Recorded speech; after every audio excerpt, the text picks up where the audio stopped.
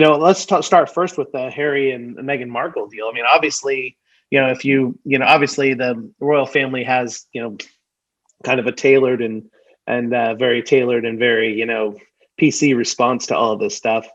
So we don't know obviously what happened behind the scenes, but Meghan's obviously version of events is, she was kind of, I guess, and for lack of a better word, blindsided by, everything that went on with the royal family, that she didn't know kind of some of that stuff going in.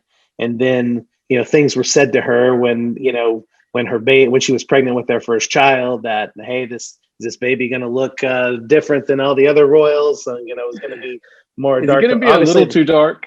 Yeah, well, it's obviously has been vehemently denied by the royal family, but obviously that had an impact on her. And she was just talking about how the life that she had to lead, she couldn't be herself. She couldn't go out and do things. She, had to follow certain protocols that they expected her to follow. They didn't tell her a whole lot about what was going on. Which is kind of a whole dynamic of, what you're marrying into.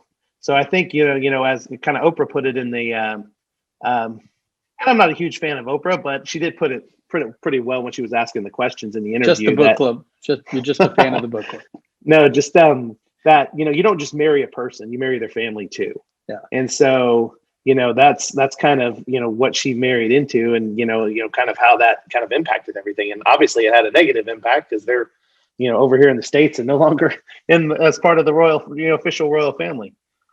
Yeah, and not many people are going to marry into a family that does have non-disclosure agreements at the onset before you even, complete your nuptials. But I will tell you, I don't know about your family, but that's what we do over here.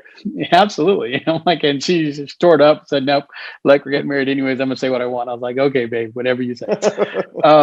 But no, really one of the things that makes that situation so unique is that the legal constraints that they can place on you as an individual from the family. Now, there are plenty of families that have generational wealth, right? These are people who, there may not even be the Rockefellers. They could just be, plastic surgeons, children, whatever.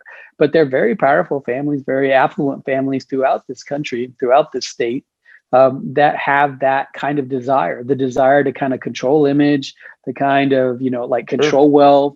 And the way they do that is really through legal execution, right? So can you contract to do certain things that your family says you have to do, even though you're not a part of that family, you're marrying into it? Absolutely. Absolutely. You can contract to do pretty much anything that doesn't violate criminal law, in most states. So, when you talk about setting up those types of parameters, I'm not necessarily encouraging every family to run out every patriarch or matriarch to go, okay, now here's the house rules. Let's codify those in a legal document and have everybody execute them before they enter the family.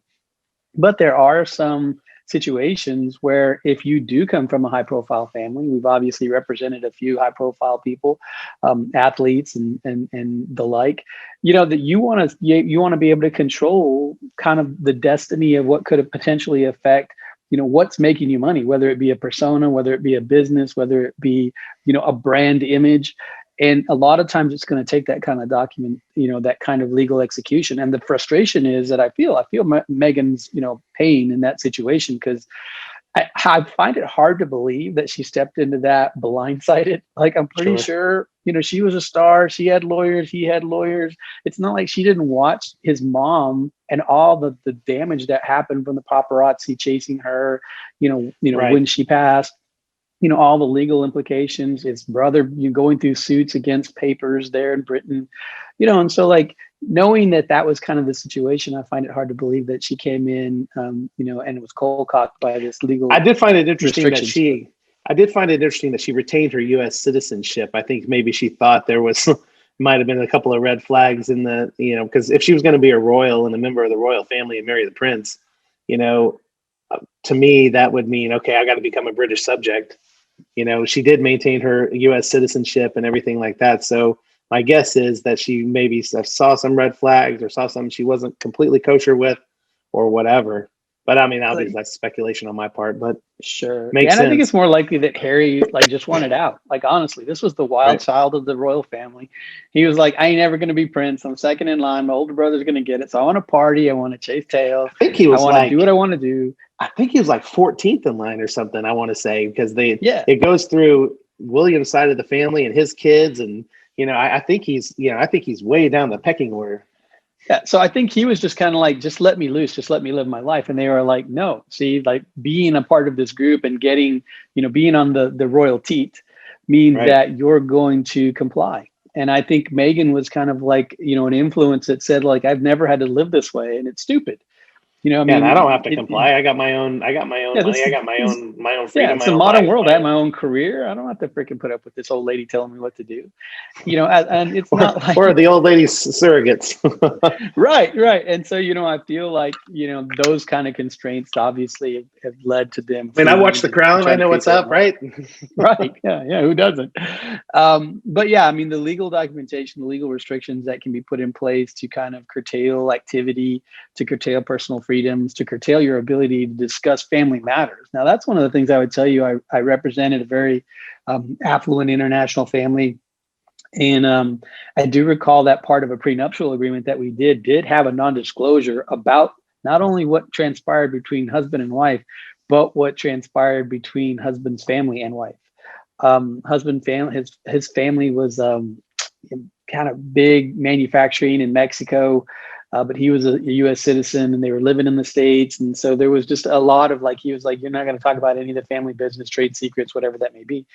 And so there may be that type of situation as well as you run into. Yeah, I represented a family one time where my old boss did when I first started practicing law, and this particular family started one of the biggest airlines in the world, and this thing had a family trust, and there were all sorts of parameters and rules to follow within this family trust in order to get your payout, and we represented one of the beneficiaries, and it was a pretty strict.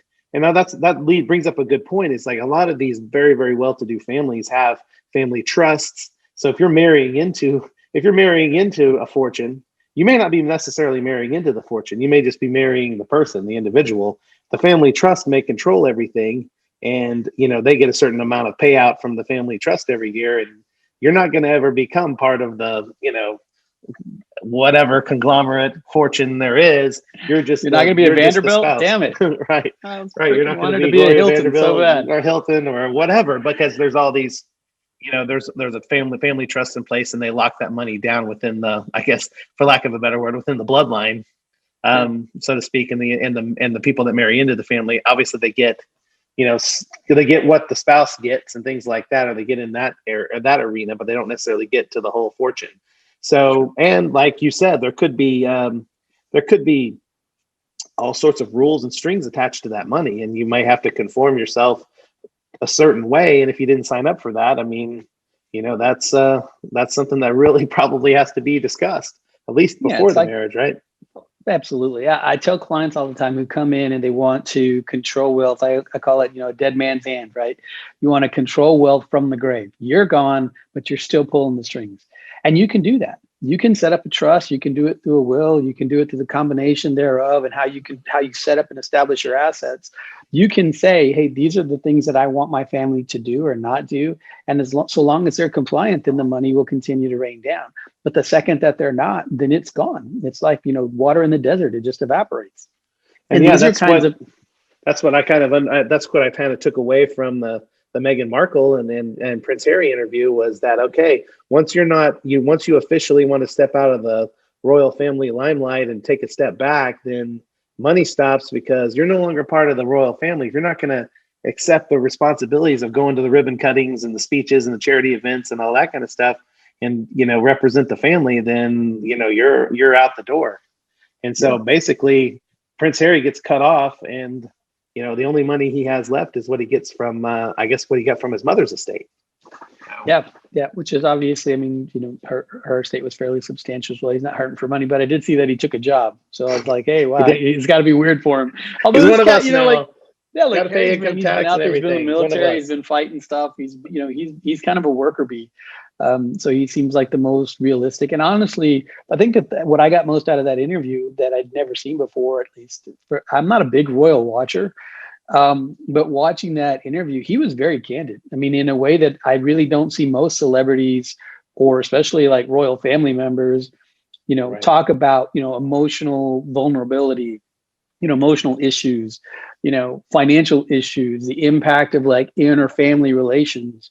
It really was very intriguing to kind of watch and see like, whoa, this guy's it's like definitely different from the English stiff upper lip, right? That they always talk about. Yeah, he's like, I'm an American now, so we can screw that upper lip stuff. Okay, so that covers that. But I guess the point being that if you marry into someone's family, you kind of take on some of the rules and the customs of that family, and sometimes they can be pretty severe, and sometimes they can be sometimes most families are laid back, but you're not just marrying the individual, you're marrying into that family. Thank you for listening, and we hope you enjoyed the Top Texas Lawyers podcast. If you would like a consultation with either Brian or Sam, please call 1-888-981-7509 or visit us on the web at astxlegal.com. Once again, that's astxlegal.com. Thank you very much.